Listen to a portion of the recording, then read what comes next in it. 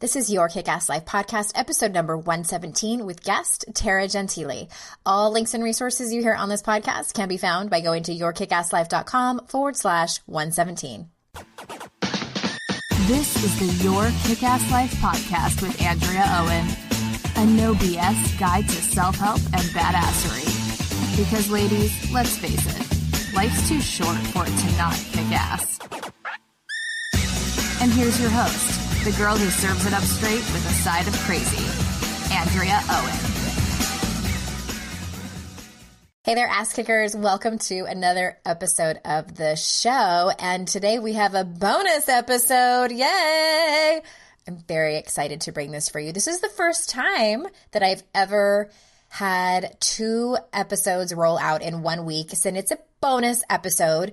Your regularly scheduled episode came out just yesterday, 6 Reasons You're Afraid and What to Do About It. And today I wanted to bring you a special guest for a special reason. But before we get into that, I just wanted to give you a heads up. Speaking of the podcast, a special series is coming up that I'm rolling out starting the last week of September. You'll still get your regular episode every Wednesday, but for 10 weeks, starting that last week of September, I'm also rolling out episodes specifically on the topics of sobriety and recovery. So this is for anyone who has gotten sober from alcohol, who struggles with any addiction, who's thinking they might have a problem but aren't sure, or even if that's not you, but you want a better understanding of what it's like for someone you care about, just to be able to support them a little bit better, then these episodes are going to be for you. So if you're sure you don't want to miss any of those, you can get on my email list by texting the word kick-ass to 444-999. That's the word kick-ass, all one word, to 444-999 to make sure that you don't miss any of those episodes coming up. I'll be interviewing all kinds of people on this topic, mostly women, around the topic of sobriety and recovery around alcoholism. But there is some other stuff in there I'm sure that we will talk about. So I can't wait to share it with you. It's been something that I've been thinking about doing for many, many, many months, and I just decided to pull the trigger. It's now or never. Right? Okay, so back to today's bonus episode. As y'all know, I'm a life coach, and the term life coach has taken on many meanings over the last couple of decades. It can mean different things on what a life coach actually does, based on their training, based on their background, based on their niche. And it's a relatively new profession. And what's even newer is having an online business as a life coach. And I get many, many people who ask me questions like, how did you become a life coach? Can you actually make a living at it? What school did you go to? What does one need to do to be successful at it? How do I build an online business as a life coach? And while I do take a small handful of private clients for consulting around that topic, I wanted to have someone on the podcast whom I trust implicitly, someone I've hired to help me in my business and who knows all there is to know about building an online business, and that is Tara Gentile. So this bonus episode you're about to hear is for anyone who is a life coach or is thinking about becoming one, because I know there's a lot of you out there who are thinking about doing so. And also in the show notes, I've put some really great links for you from various blog posts and podcast episodes in the past where I've written about this, such as advice for starting your own coaching business. I've had a couple of my colleagues on where we've had conversations about the life coaching industry in general, as well as a 30-minute training video on my best ideas for starting and being successful in your own coaching business. So before we jump into the show, let me tell you a little bit about Tara. Tara Gentile is the founder of Quiet Power Strategy, a company specializing in hands-on business training for idea-driven entrepreneurs. She's passionate about helping people with smart ideas make more money, reach new audiences, and live life with ease. Tara is the author of The Art of Earning, Quiet Power Strategy, and The Observation engine. She's the host of Profit Power Pursuit, a podcast that goes behind the scenes of the real grit, administration, and logistics of running a successful business. Tara's work has been featured in Fast Company, Forbes, Design Sponge, and in the New York best-selling book, The $100 Startup by Chris Gibalou. She's a regular instructor on Creative Live and speaks on entrepreneurship, money, and marketing all over the world. So without further ado, here is Tara. Hey, everybody. Thank you for being here. Another edition of the podcast. And as you know, as I mentioned a little bit ago, we are doing a special edition about the life coaching industry because I know so many of you are interested in either becoming a life coach or a health coach, or you already are one and might be in the beginning stages of your business. So I've brought on some of the most brilliant minds that I know in this industry, and one of them is Tara Gentile. Tara, thank you for being here.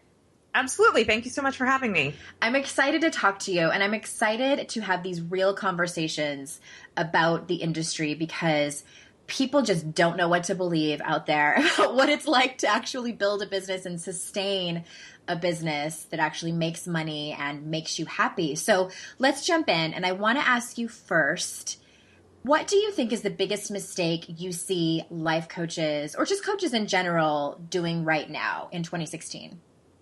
This is a great question because there are so many and it's really, really hard for me to choose. One or two. But no, honestly, I think the biggest mistake I see coaches making is that they don't make their services, their coaching services, actually seem relevant to the people that they are trying to coach, the people that they're trying to sell to. In other words, they're focused on selling life coaching services instead of focusing on what the particular pain points or problems or even questions or goals that their prospective clients actually have. And so I realized that just, the wonderful tool that Edgar is posted a quote on my Facebook page this morning that's completely relevant to this, which is simply, if you can't see how your product or service fits into your customers' lives, they can't either. Mm-hmm. And that, in a nutshell, is this mistake that I'm talking about, is that we so often fixate on the coaching part and how wonderful coaching is and what all you can accomplish in coaching. But we don't bother to figure out how it actually fits into somebody's life, why someone would actually make an hour of their week and give it to you, let alone give you $100 or $200 or $500 for that time, and how that's actually going to change what their actual week looks like.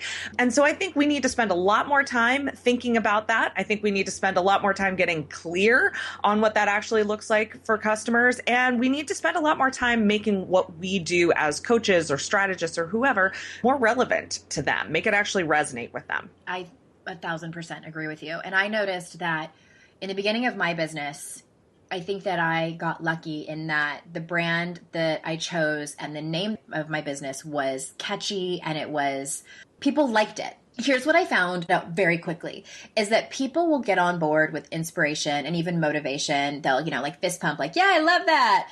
But when it comes to actually getting their wallet out for it, they don't understand what they're actually paying for. And I think that's kind of what you were also alluding to as well, is how does it fit into people's life? How is it actually going to change their life? How is it going to make their life better? And it kind of sounds like, too, what you're saying is comes down to the simple, what problem are you solving for people? Yes. And people hate that question. I know. But it is the most important question. It's the most important question in business. Yeah, so I talk about this distinction as the difference between buy in and buy now. And life coaches especially are extremely good at buy in. It's all that inspiration. It's go live that kick-ass life, right? Yay. That's all that, the memes that we post, the quotes that we post, the books that we talk about, all of these things, right? That's all buy in. Even this podcast is buy in, right? It's an opportunity to create community, to welcome people in, to show them how what you have to offer might be relevant to them and exciting and inspiring. But then we wonder why no one wants to buy right now. And the reason is because we've given them no reason to buy right now. Exactly. Even our calls to action sound like buy in instead of buy now. And so while people are willing to give you their attention and their time, which, true story, is still hard to sell. It's not the same as getting someone to open up their wallet or to make that time in their calendar to prioritize what you're offering. And for that, you need to tap into that sense of urgency that we talk about, right? And we tend to think about urgency as being this manufactured thing. Oh, well, I only have 2 coaching spots open this month, or, the price is going up next month, so you're going to want to book with me now. But that's only one very surface level way to create urgency. And in fact, the much better way to create urgency, to get people to actually hit that buy now button, is to tap into something that they're actually going through, a situation that they're facing, a question that they're asking, a pain point that crops up for them day after day after day. And the more specific that you can get with that, the more targeted you can make the way you talk about that thing, and then relate it to how you can help through whatever it is that you're offering. The more natural a sense of urgency you'll create, and then the more likely it is that the right people will actually hit that buy now button. And so it's really important in your business to have both. You need to have buy-in, and you need to have buy now. And honestly, I think everyone's already familiar with this. You need to have more buy-in than you have buy now. But you can't get rid of the buy now and you can't ignore it. And you can't kind of pretend that if you're so good at buy in, that the buy now will just happen. There's no amount of goodness at buy in that you can be that negates you getting better at buy now. So, and I think that that's really where more coaches need to be spending their time, is actually getting better at understanding what makes people buy now, what inspires them to buy now, what motivates them to buy now, and using that to their advantage when it comes to simply communicating what they have to offer. Yes, which brings me to my next question, but I just want to pause for a second and explain why I was giggling when you said, I just got a chuckle when you said that some people think that people will automatically buy now if they have enough buy-in. And that, like, good luck with that. That's what I'm just saying. And I think that those people, if that's you listening, that you might want to look at how you feel about selling. And how you, because I'm really honest with people. I do some consulting for new coaches, and I have gotten every once in a while, people are like, oh, but it feels so gross. And it's like, look, we are in the business of sales. Like, you are a salesperson. I don't care if it's life coaching or if you're selling, trinkets or whatever. You're in the business of sales, and you have to get used to actually selling. And you can call it whatever you want to call it, but you absolutely have to work on that kind of mindset, which is different than strategy. Both important. Yeah, absolutely. And, sales is service, right? Mm-hmm. Lots of different people will tell you that, but it is completely true. Sales is service. And until you sell someone, until you make the sale, until you close the deal, until you get that coaching contract signed, until you make that sale, you cannot be in service to that person at the highest level. Because we know all of that buy-in stuff, it's great and it gets us excited, but is that really it changing anyone's lives in a meaningful way? No. Not really. You know, as a coach, that the best tool you have for changing someone's life, for improving the way they see the world and how they feel about themselves and those around them, is your coaching service. And so if you are not selling people on that coaching service, if you're not selling them on that particular tool in your tool belt, you're not being of as high a service as you possibly can be. And that sucks. That's not why you got into this business to begin with. Right. And before we move on, if you could give me just one more second to I'm really bad about talking about things in the abstract. And I want to make this really concrete for people, because I think that this is, as I said, the number one mistake I see people making.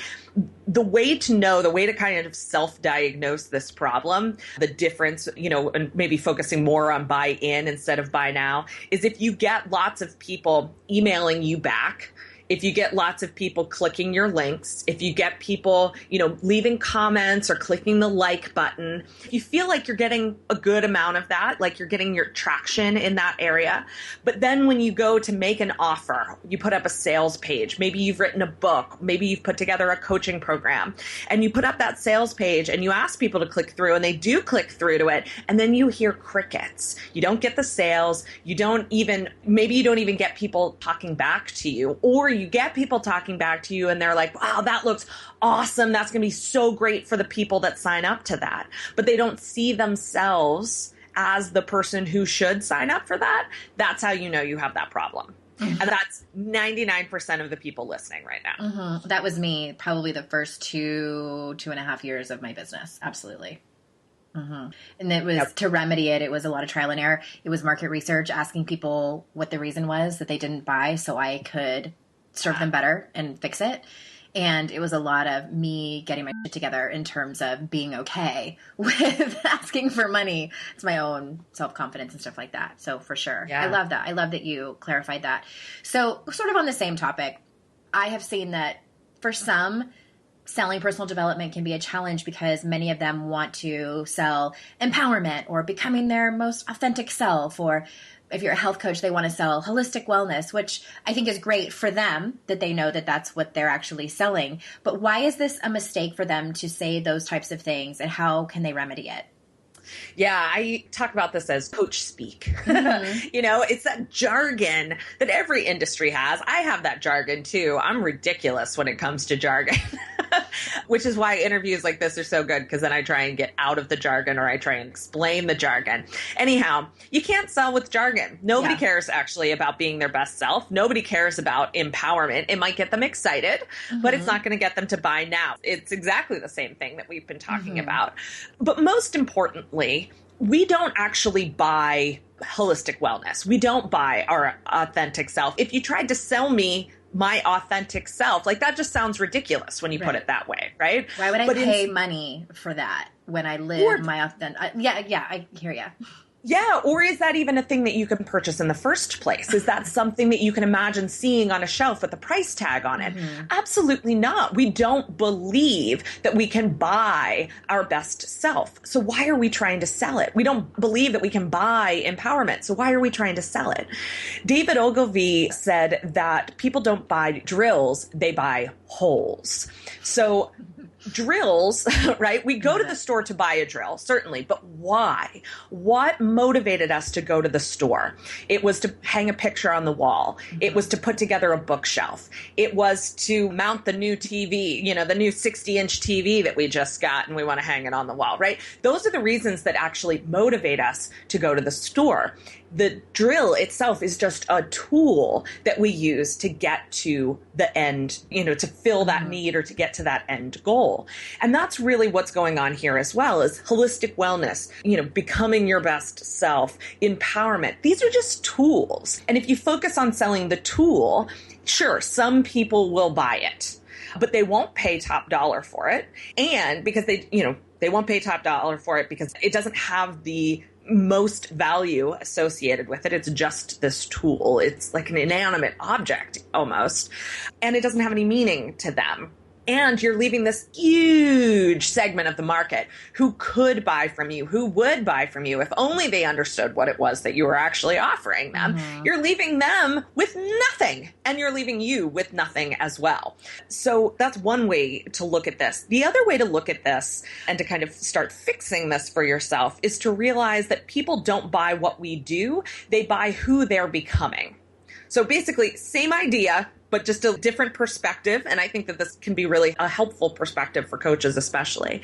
They don't buy life coaching. They don't buy health coaching. They don't buy holistic wellness. They don't buy empowerment, but they do buy who they are becoming after they've used that service. So who is a more empowered person? What does she look like? What kind of job does she have? How does she behave in the evenings, in the mornings? What's different about her relationships? Same thing with health coaching.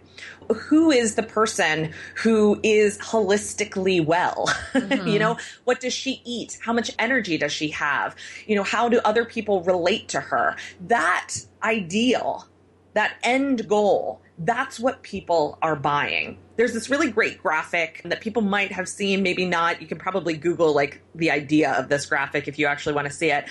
There's this graphic of Super Mario. It's a math problem. It's a Super Mario math problem. So it starts off with Super Mario, then an addition sign, and then the power up flower equals, and then Super Mario doing his powered up thing, with the spitting fire and bigger and all of this stuff. It's been a long time since I played Mario. I'm sorry. But anyhow, the idea is that we think we're selling the flower. We think we're selling the power up, and that's what we end up leading with. But really what we're selling is the souped up Mario, right? The one that can spit fire and is invincible and the fun music plays.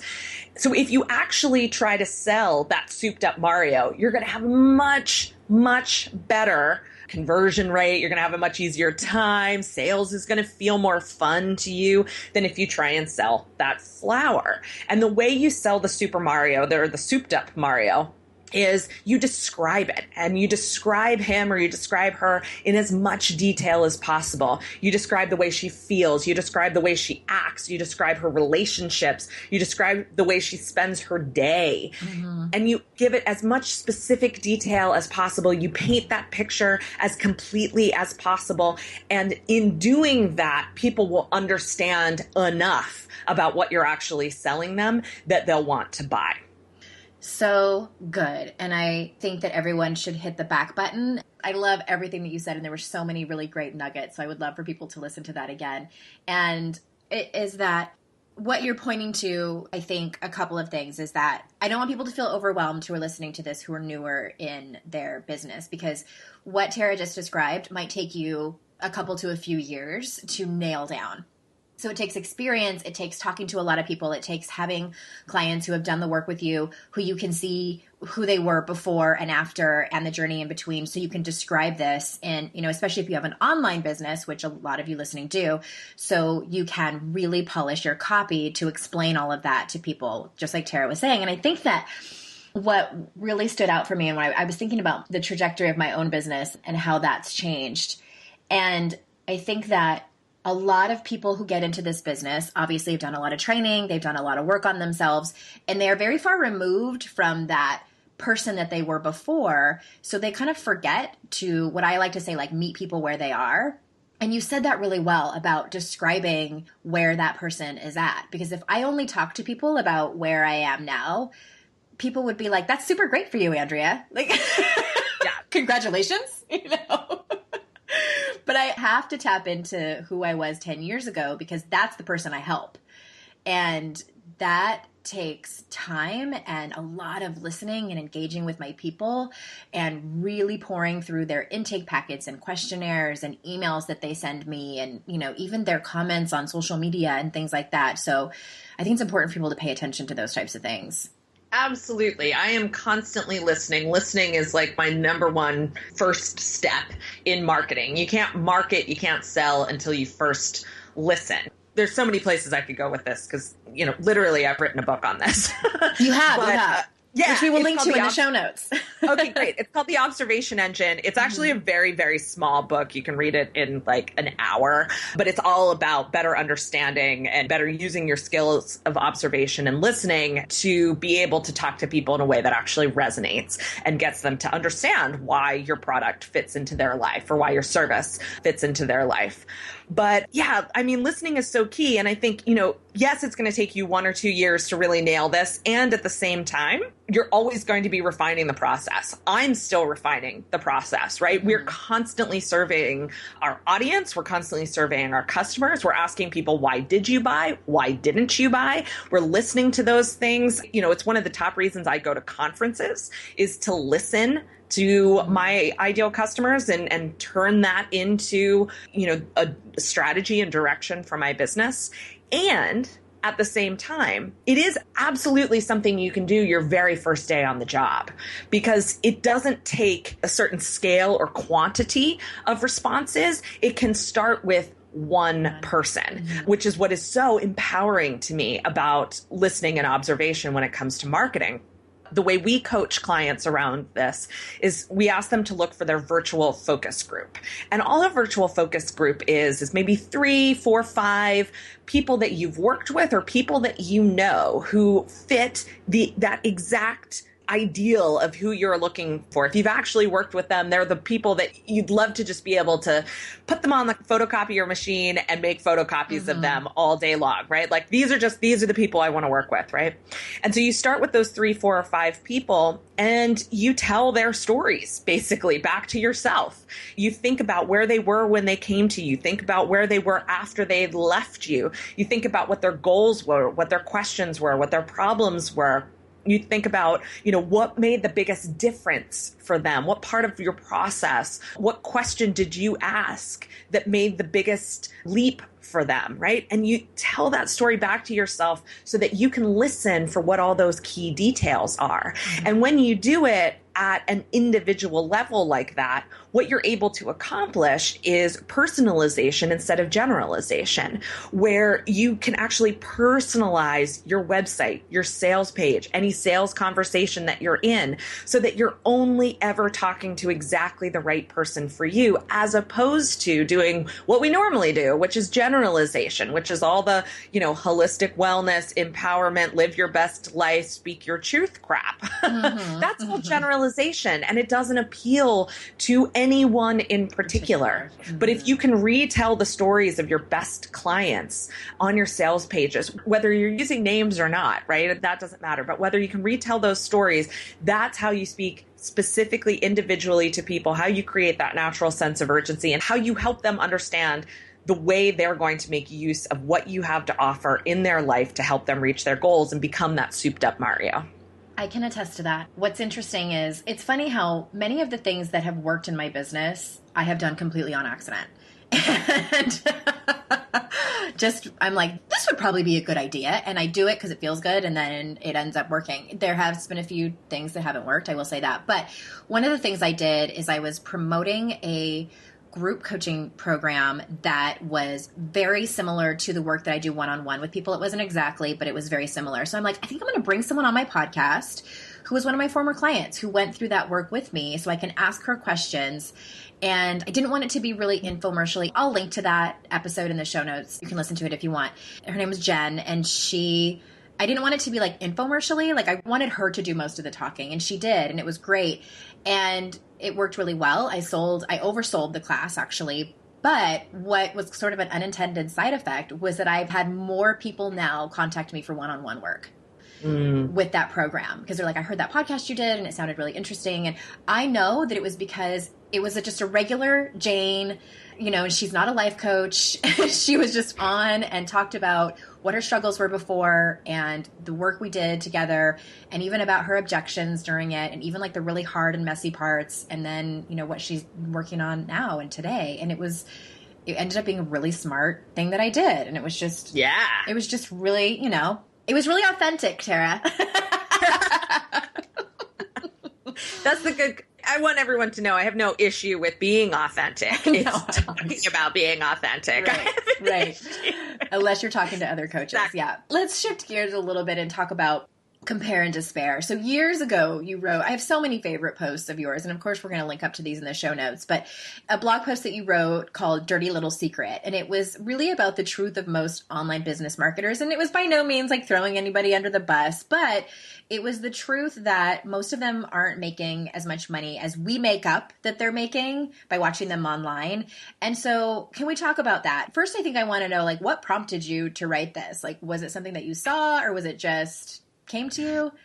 I think it was just more of that listening thing. I don't think there was any particular incident. It was a number of years ago that I wrote that. So forgive me if there maybe was an actual incident, but Somebody I don't think there was. I know. No, I don't think that was it at all. I think it was just, after years and years and client after client after client saying, oh, well, such and such is doing this and I know they're so successful.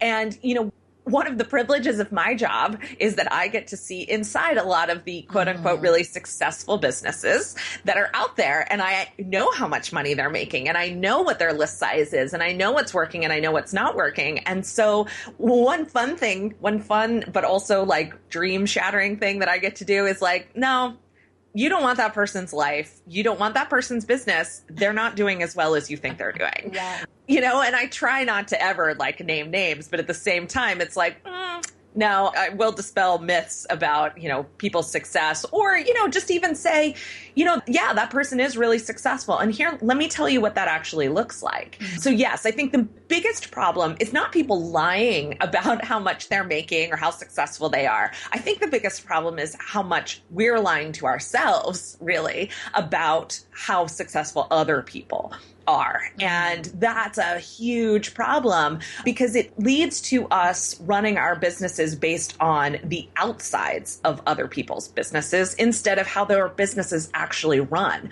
A good, successful business doesn't actually run based on what you see on the outside. It's based on a deep business model that has many moving parts, most of which the average person doesn't ever see. Most of my subscribers, for instance, don't know about the things that we offer because they're not in a position to make use of them because they haven't gotten through those initial stages yet. And that's fine. Maybe, I could sell incrementally more things if I told everybody about everything. But it doesn't actually work that way. My business model is based on, working people through a series of processes and, that all stacks up to having a very healthy, profitable business. I think the other thing, well, there's a couple, I could talk for hours about this too. There's a few other things going on here. One, since I wrote that post, I actually think this problem has gotten a lot worse, which at the time would be hard to believe. But now, with the pervasiveness of Facebook ads, what we're seeing is not just the people who we choose to follow, which is bad enough as it is, in a positive way, but a bad way. We're also seeing people ram their supposed success down our throats with advertising because they can target us based on our interests. Now, I have no problem with Facebook advertising. I use Facebook advertising a lot. I spend a lot of money on Facebook ads. I love it. I love that other people are using it. However, especially with life coaches right now, there is a huge tendency towards, I make 5 figures a month. I make 6 figures a year. See how I made my multi-7-figure coaching business, blah, blah, blah. Use my easy step-by-step process to make 6 figures in 6 months. I've seen that one.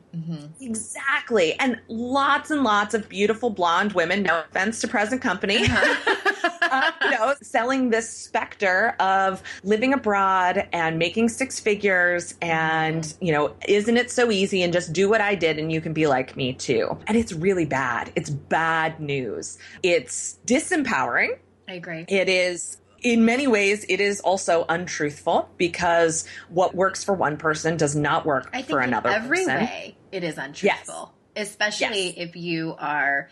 I'm going to stop you for a second just because I think that here's the problem I have with it, and I know we could spend a lot of time talking about this, is that I have issue when people are selling their results based on selling to other businesses, when they are not actually selling the same thing that they are teaching other people to sell. Does that make sense?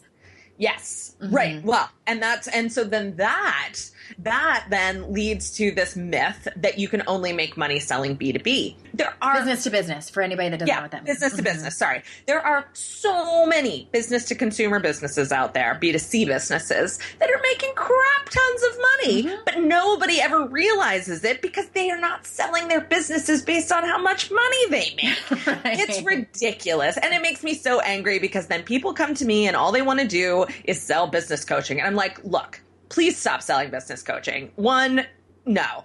2, it's not what you need to do. Why would you leave a less saturated market for a more saturated market where it costs tons and tons in marketing to even get seen, let alone get heard? Oh my gosh, I could just go on and on. I know. For that Tara's getting mad, everybody. Tara's getting mad.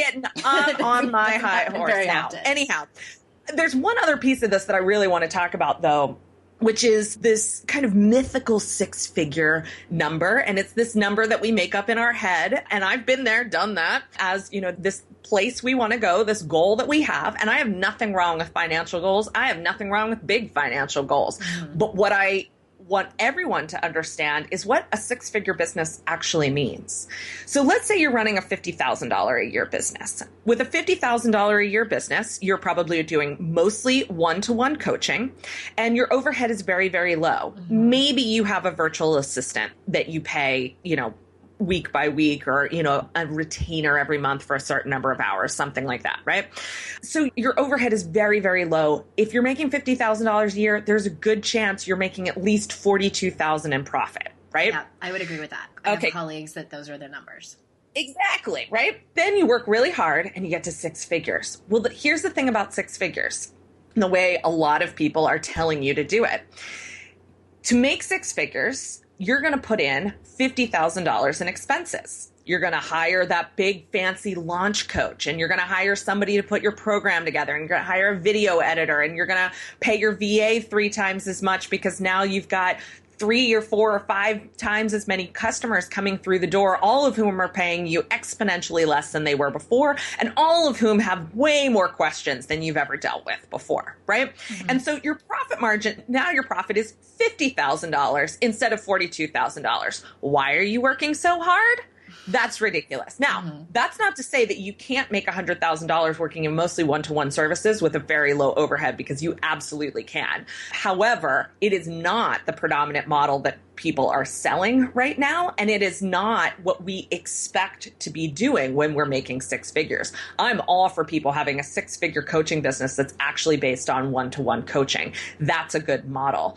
But most of the time, these just over $100,000 a year businesses are expensive to run. They are draining and exhausting. And in the end, when you look, when you do your taxes 4 months later, you're like, oh crap, I didn't actually make any more money. Right. And that is incredibly disempowering. What we don't talk about is how it's going to take you to get to maybe the $300,000 mark before you start feeling like you're making more money again. And then beyond that, the fun thing that starts happening is your profit margin starts going down again, although your profit can continue to grow even as your margin goes down. So my margin has gone from like 80% to 40% in the last 3 or 4 years. I'm still making way more money than I used to make before, but I write a lot of checks every month, right? I'm writing $20, $30, $40,000 in checks on a regular basis. And that's really scary for people. And they also don't think about that being the way it works. But that's how business works. You spend money to make money. We don't want it to be true because we've been told we can run our businesses for like $100 a year. But once you get past that certain place, once you've decided what I want is a $500,000 business or a 7-figure business or a multiple 7-figure business, you're going to be writing so many checks. Mm-hmm. I mean, I write checks for more than I used to make in a year. It's insane, right? Yeah. But it's really important to realize. And I think it's that other kind of unspoken thing that goes on when we make up how much money other people are making in our heads. Yes. Thank you for that rant. That was amazing. I think too is that what people don't see, and I wanted to ask you that question because, whether you are listening to this because you listen to my regular podcast and you're interested in being a coach, I want to talk about the truth. I have probably about half of my one-on-one clients that come to me for the life coaching program that I do at the very end. And I almost know that the question is coming. They ask me about becoming a life coach because they're just so inspired. And what they see from where they're sitting is that I sit here in my office and I make lots of money and I get to help people live a better life. And that's kind of all they see. And I post on Instagram sometimes. I tell them the hard truth. This has taken me years to build. There's been a lot of blood, sweat, and tears, and my expenses. I'm like you. I was just on your podcast and you were asking me about the people that help me. And it's a pretty long list of people that help me. I mean, just the cost alone of my podcast, I calculated, and it was something like $300 an episode or something that I pay because I don't write my show notes. I don't do all the editing. I don't put that all into the back end and paying for all that. People don't see any of that and how much it actually costs. And then the other thing too, now I got all excited and I forgot what I was going to say, but I wrote a post, I don't know, maybe a year or so ago called In Defense of the Day Job. And I think that I just want to say this one last thing about it is that people, those of you listening who are interested in becoming a coach or maybe have just gotten certified and don't know if they yet want to leave their 9-to-5, is that I think sometimes it's really not about you wanting to do this for a living because we're inundated with that too. It's be location independent, follow your passion, don't waste your life. And I think that what might be missing from your life is just doing your own personal work.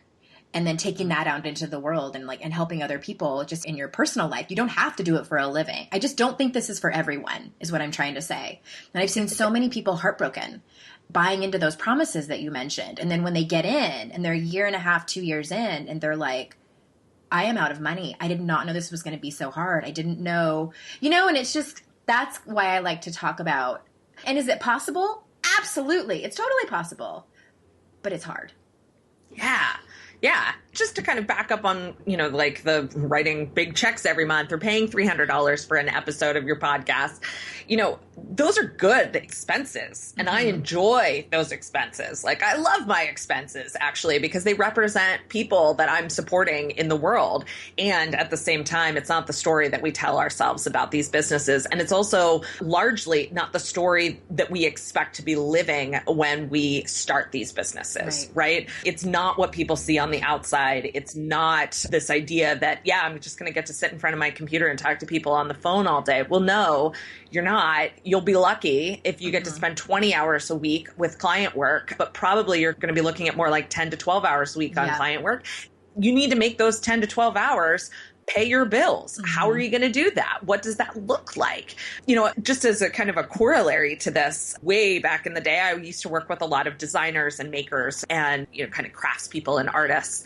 And they would tell me all the time, Tara, like, well, what do I need to do so that really all I'm doing or most of my time is spent on actually making my work and doing my art? You're never going to get there. Right. You are never going to get there. That's not what business is about. If you want to spend the vast majority of the time that you're devoting to this making, be my guest. But that's a hobby. Either that or you need a business partner who's going to do all that other stuff for you.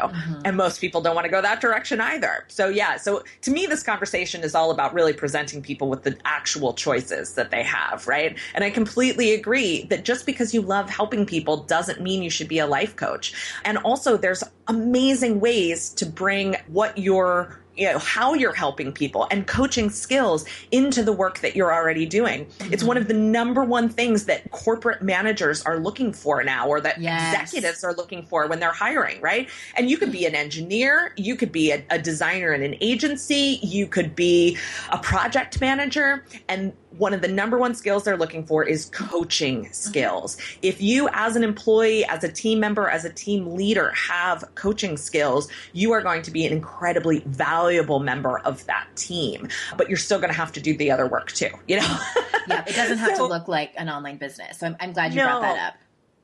Yeah.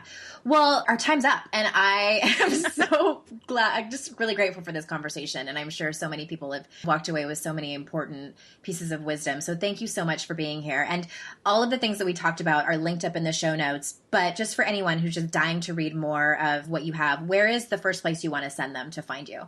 Whoa, the first place you can find me is quietpowerstrategy.com. That's sort of like, it's our home base for everything in the quiet power strategy world. And then secondly to that, where more of my blog posts are right now is still taragentili.com. And there's basically 7 years worth of business blog posts there. So whether you want to go back into the archives and find some of the ones that we were talking about, or you want to see what I'm thinking about now, that's the place to go. All right. Thank you so much, Ass Kickers, for being here. And until next time, I will see you out in cyberspace. Bye-bye.